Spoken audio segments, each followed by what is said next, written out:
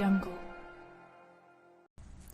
خبر شامل کرتے ہیں فیصل آباد کی تحصیل تاندلہ والا کے نوائی علاقہ پل جان محمد سے آج حرمت قرآن لاریب کتاب کی عظمت و شان میں ریلی نکالی گئی۔ زیر سرپرستی مرکزی میلاد کمیٹی پل جان محمد، المصطفیٰ ویلفیئر سوسائٹی پل جان محمد، قومی امن فورس کمیٹی بین المذہب ہم آہنگی نے کی۔ سویڈن کی جانب سے سرکاری سطح پر قرآن شریف جلانے کی اجازت دینا ایک کبھی اور شرمناک حرکت ہے۔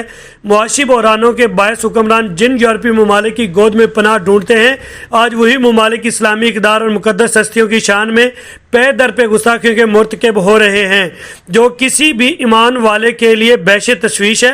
حکمران غیرت کے فقدان کے ساتھ ایمان سے بھی عاری ہو چکے ہیں۔ فی الفور گستاخ ممالک کا مکمل بائیکاٹ کرتے ہوئے علم جہاد بلند کیا جائے۔ ہم بھوکے تو رہ سکتے ہیں لیکن شعار اسلام پر آنچ برداشت نہیں کر سکتے۔ ہم اس کبھی اور شرمناک حرکت کی پرزور مذمت کرتے ہیں۔